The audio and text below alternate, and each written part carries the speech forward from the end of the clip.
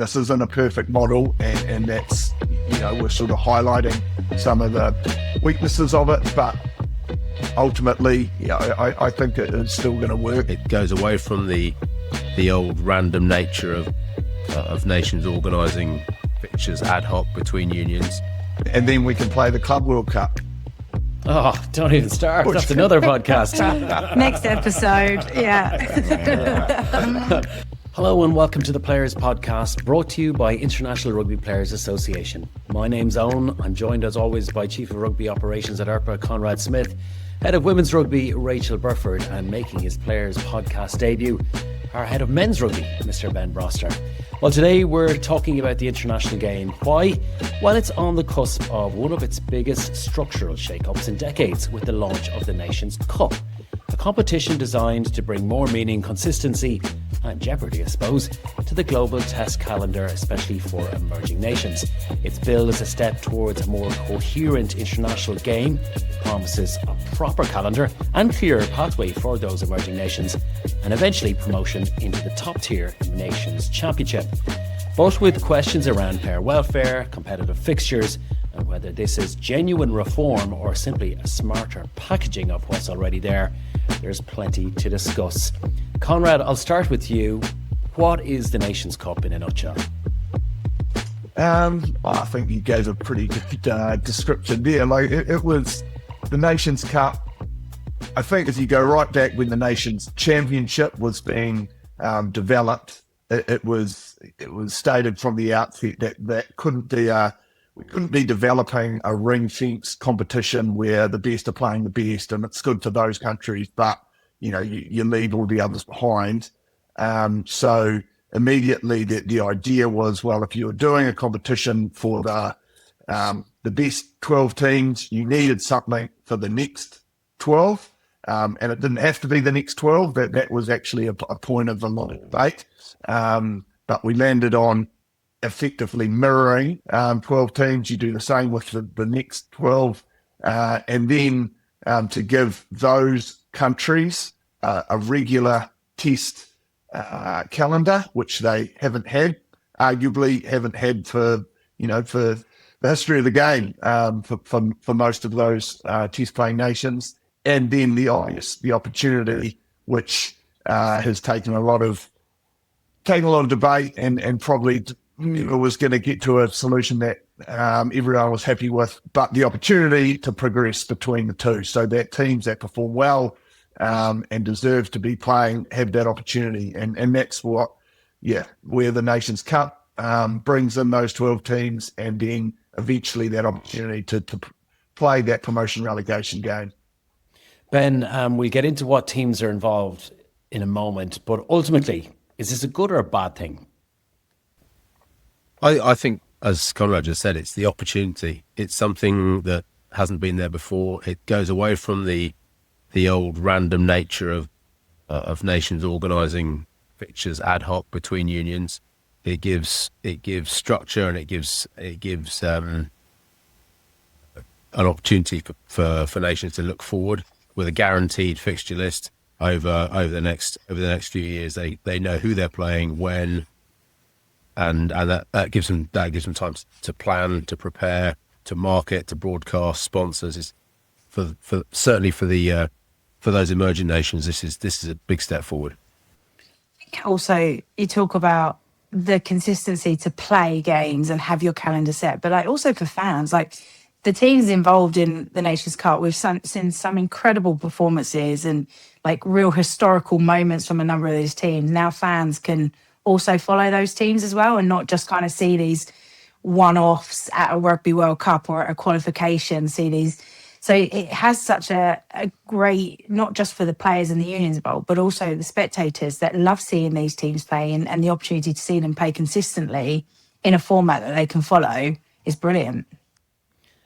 And you realise, I think, well, certainly for myself, you realise how bad those performance unions have had it in terms of, so previously, and what we're all talking about, the San Francisco Agreement. So you worked out, and as Ben said, it was completely random. Well, there was some vague calculation which no one understood, But you then decided, say Samoa, they would then qualify for one match, and that might be the All Blacks in the middle of July, and then in November they might get in England, and then outside of that it was completely up to them to fill in that whole window, and so they would be communicating during the year with other unions to then realise, well, we're about to play the All Blacks, so we'd like to have a game before that. So they'll ring the Fijian union or the Tongan union because they'll try and, cobble together a match. And that's how they built their windows. Whereas all the top tier unions, they've got rugby championship, Six Nations, and so they have this for years laid out. And then that's where your high performance comes in. That's where coaches can plan, and that, while it's not perfect, as Rach and Ben are illustrating, for a number of reasons, it just gives you such a much better opportunity to start. We're talking about them as performance unions. They want to become high performance unions. You know what you're playing. You know how to contract your players. As coaches, as trainers, you know how to prepare. You know what's coming. Hopefully this is going to be a much better opportunity, and, the possibility for those performance unions to reach a high performance level and to play regular matches against England, South Africa, that can become a reality. Does this mean, though, that one or two teams lose out here? Because essentially Georgia and Samoa and one or two other teams like that do get tier one fixtures every November, whether it's in the Aviva or Twickenham or Stade de France or whatever. They won't have that option now, or am I mistaken? I think, as Conrad alluded, it's not perfect. It's not going to be brilliant for everybody, and yeah, you're absolutely right. This isn't brilliant for your Georgias, your Tongas, your Samoas, who, as you say, regularly play against tier one nations in the autumn and at various points throughout the year. But I think for the greater good, for the greater development of those 12 teams as a whole, this is a positive step. And the reality is when promotion relegation comes in, if, as things stands right now, Georgia and Samoa would arguably be one of the strongest two teams there, they would likely to get promoted. And then, instead of giving one or two games against top tier unions, they'll have a rotation where they're going to get nothing but top tier exposure. Gotcha. Fair enough. I also leading thinking about Rugby World Cup. Obviously, they've expanded the number of teams, so having consistency and opportunities to play far outweighs a one-off game for those teams going into Rugby World Cup in 2027. Yeah, good point. And the years in between, remember, so we have this Nations Championship, Nations Cup every 2 years, and the whole, again, a proviso on this competition ever being agreed was that those crossover fixtures, which we label them, so those teams from Nations Cup playing the teams from Nations Championship, they must be made up in that, and we call it a Lions year because that's the year the British and Irish Lions tour in between nations, the years that the Nations Championship is played. So the Georgias and the Samoas that we just talked about, those tests will be made up that they would normally get against the tier one or high performance unions. They're played in that Lions year. And that was a big part of it, that was always agreed upon. So Georgia would get more than they normally would in that year. If Georgia are the ones that finish the top, then they get to play the All Blacks, England, because it is important. Like I think you're saying right from the start, they want to test themselves. If they're ever going to get better, they want to be pushing themselves. And so that's important. You'll have that opportunity in between the years that the Nations Championship played. And then obviously at the World Cup, there's another opportunity. You prove yourself. You play, you'll probably have one of them in your pool, a high performance team, and then you'll get opportunities to keep playing them in the second round, quarterfinals, as far as you go. And to Rachel's point about consistency, the teams who are new to Rugby World Cup, new to this kind of high performance environment, they're going to be way better prepared going into 2027, having at least done 1 year of it. But I would imagine in 2031, doing another couple of rounds of this, they'll be that much more used to the level, used to structure, the travel, everything that goes with being a high performance union. Because it's not just that. There's a lot of stuff that goes behind it. The staffing, the programs, what players are doing week in, week out. It's not just that one-off big event at the World Cup. Talk to me about promotion relegation, and this obviously brings then the Nations Championship into play. This is probably the most exciting angle, and you referenced it earlier when talking about Georgia or Tonga or Samoa. They have a massive opportunity here, but there's also, finally, jeopardy for the big nations. Yeah, and that's that's going to come in the third year, and that was something keenly debated by all the unions that had to agree on this even becoming a reality. But so where they landed is that they wanted the Nations Championship and the Nations Cup to have 2 full rounds without promotion relegation. You can argue back and forth about this for a long time, as they did, but they wanted the Nations Cup to be developed as a real thing, as something that they wanted to see it operating before the likes of Italy, Wales, Scotland, and England had the possibility to then fall down into it and play it for a November. And you could see where those sort of unions were coming from. They make a significant amount of money from playing the All Blacks, South Africa, Australia in their normal November. They are now committing to a competition which is going to jeopardise all of that financial security that it gives them. So their argument was that let's see this Nations Cup, because it was totally new. Let's see it develop. Let's see it proven as a concept, and then we'll agree to the possibility that we might end up there. And that's what's going to happen. So from in the third iteration of this Nations Cup, Nations Championship, which is 2030, right? Correct. In 2030, the team that qualifies top in the Nations Cup, and it's 2 teams. So the team from both pools, the top qualifier from what we're calling the European pool, and the top qualifier from the rest of the world pool, will play off a promotion relegation game against the lowest team from the Rugby Championship in those 2 pools. So the lowest in Europe and the lowest in the rest of the world. That's a big game, Rachael, isn't it? From a TV point of view, that's the kind of thing that broadcasters can get behind. You see it in football when they're playing off to go into the Premiership. That's one of the most viewed matches of the season. That's where you really get a good product. Yeah, I think everybody loves the underdog story, don't they? And they love to get behind those teams. And like I said, when you go to Rugby World Cups and maybe your nation isn't playing, the teams that you often get behind are those underdog teams. And this is a great opportunity. It adds that jeopardy, that uncertainty for once, that we don't know who might not be through next season, who might be coming up and coming down. That creates curiosity, that creates, media buzz around the whole event. And that's what we want. We want eyeballs coming into the game and being, looking in, thinking, wait a minute. So we could see a Georgia be part of the high performance teams that, how many times have we heard stories that, they should be in the Six Nations and all those kind of things, that this gives the public an opportunity to also buy into that and to be part of that potential story that could play out in 2030. It's obviously a long way from now, but the fact that opportunity is there for these teams, it gives, great, you want to have a big carrot within the cup, don't you? You can't just be, we talked about all the good things, regularity, opportunity to play, build into performances, but you also want it to amount to something potentially as well at the end, not just to be the winner of it. So yeah, I think that's a hugely exciting thing. We don't have it really in rugby, do we? I don't think, where else do we have promotion and relegation? It's not really a thing, and that's why the Six Nations was so debated over the last few years. Yeah.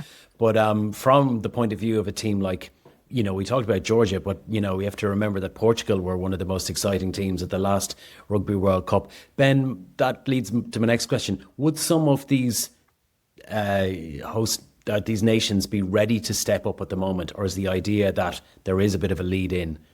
I think it's a bit of both, really. I think there are some nations who are really seeing this as dipping their toe in uncharted waters, and looking to see how they can develop, and as I said, using that as a development tool as a run into a World Cup, so they're not just rocking up cold. Equally, there are some of the emerging nations with real ambitions. We've seen Spain announce that their candidature for their ambition to host a Rugby World Cup, and those countries outside of rugby have got great sporting infrastructure. So in terms of hosting, in terms of a public, in terms of a fan base, there's certainly opportunity there. I think there's, and we talk about some of the different teams, like we've mentioned Samoa, Tonga, but off current world rankings, it's actually Uruguay and probably even the US on the men's side. And so you could see them playing, and again, off current the men's world rankings, it would be Japan. So you'd see Uruguay as Japan, promotion relegation game. You'd see, again, off current world rankings, Georgia playing Wales.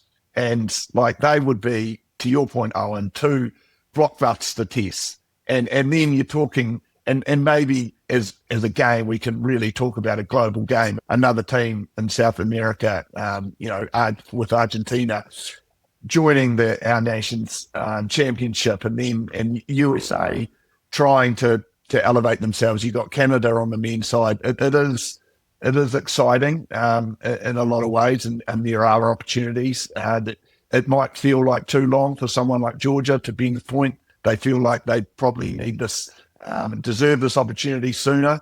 But yeah, like as I said before, you see arguments from both sides, and it's just something with sport that you can't always come up with perfect answers in a calendar that's 12 months long, because you can only play so many games. I think also having a proper competition to play in, especially for the emerging nations, as opposed to having this ad hoc system which they've been used to for however long. That ability to play in a competition that has some kind of relevance, and a competition coming to South America because of various issues over some nations' ability to host, ability to market, broadcast, whatever it is. There are a lot of neutral fixtures being played in South America, and in terms of growing the game there and getting more eyeballs on rugby in South America particularly, that's a great opportunity. And you touched on there about 12-month calendar. There's not a lot of room left, and there's a lot of rugby that's already going on. Like, from a player welfare point of view, do you see this? And we talked about all the positives around having consistency in a calendar, the opportunity to perform, play. Ben, you mentioned, getting used to travel low, playing minutes, high intensity. Is this a positive move for player welfare, or there's still, like always, some areas that are going to need to be looked at continuously throughout the next few years? The travel is the main one. I think because it's only substituting existing calendar fixtures. So like this is being played when the July tests are normally played, when the November tests are played. Admittedly, this is probably extra tests for those performance unions that we're talking about, because they don't have games normally played at this time, but they want the rugby. These are players that aren't playing 30 games a year. So it is very much in the Nations Championship. It is teams. We're not adding on any more fixtures. The only factor for me is the travel burden, and this is where neutral fixtures are going to be seen a lot, and it's something we haven't talked about, but it is with the Nations Cup. There's a heavy reliance on neutral fixtures. So when Zimbabwe, who are going to be in the competition, when they play their home games, it won't be in Zimbabwe. Simply because you are then asking teams to traverse the globe within a 3-week window to play these games. It's been acknowledged from the start, and there's been significant amount of work done to try to find neutral venues. I know Samoa and Tonga are playing their home matches in the North America and South America, respectively, to ease that travel burden. Again, this isn't a perfect model, and that's we're sort of highlighting some of the weaknesses of it, but ultimately, I think it is still going to work. And Conrad, even on that then, and same question, I suppose, for the nations champs, but like Japan and Fiji and Samoa there, you mentioned, what is the feeling amongst the players and the unions about having these neutral fixtures where they don't get to play at home and probably won't get to play at home for the next 5 years at least? Is there a frustration at that, or is there an acceptance that, look, the world is a big place, that we just have to, somebody has to eat that? Yeah, I think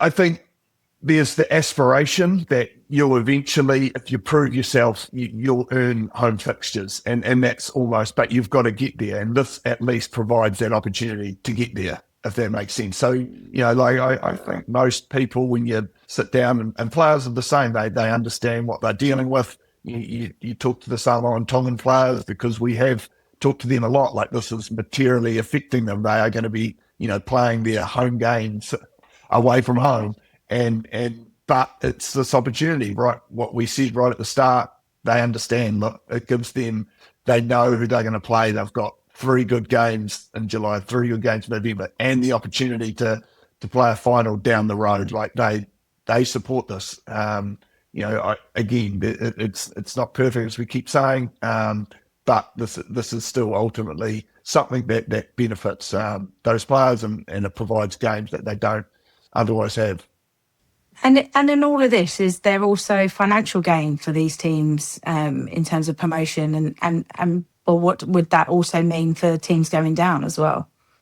Yeah, I think that's if we go back to that idea and talk about the long debates around promotion relegation, that this has occupied a lot of the time, and not so much supporting the ones going up financially, because arguably they're going to have better test matches that they host, and so there's sort of financial flow from that. There'll be broadcast for money, there'll be greater tickets, there's huge advantages for the teams going up. The teams that go down, and again, you draw on the models that do use this, and we talk about how it's not that common in rugby, but it is in club rugby in France. We've been and I have seen it, and in other sports, and football in England, there's this idea of parachute payments, and it's a commercial reality. And so if you are, and the only way that unions will agree to the possibility of being relegated is if there is some sort of financial parachute payment, because you are going from significant income and revenue to then playing, the reality is a second tier competition, and yet you have still got all of these costs to meet because you're employing people on wages that are crossing over that period of time. This is another reason why it's 4 years before this will kick in. It's 4 years for those sort of conversations to be had and agreements to be made. But it is a real reality, and it is something that will need to sort of come into place before those games that we're all excited about actually happen. Ben, Conrad, finally from me, you guys have really been in the weeds on this. Has this been part of one of the biggest jigsaws you've ever done? I mean, this has been going on between the Nations Champ, Nations Cup, I'd say 8 years, maybe more even, certainly in terms of discussions. On a frustration level, where does it sit? Well, I suppose it's the reality of getting so many different parties to pull in the same direction and to be led in one way. I think we've got to a reasonably good starting point. I think, considering all the difficulties and the sort of potential obstacles that are in the way of putting something like this together, I think it's now just a case of looking at it in a positive way and trying to get the best out of it for everybody. If that's for players, for fans, for the game, and hopefully we'll have a really good competition. And then we can play the Club World Cup. Oh, don't even start. That's another podcast. Next episode, yeah. You talk about 8-year waits. I reckon that one's been about 20, but might happen. Look, this could pave the way. Yeah. Jeez, I thought I was going to play in that. That's how long it's going. Okay, guys. Well, listen, my thanks to Ben, Rachel and Conrad for that. Of course, the Nations Championships and the Nations Cup will kick off in July, and we wait with bated breath to see how all of that turns out. Lots more to talk about, no doubt. Thanks for listening to our podcast today. We'll be back with the next one very soon. In the meantime, check out rugbyplayers.org for more and follow us, International Rugby Players Association, on social. That's it for now. Chat to you soon.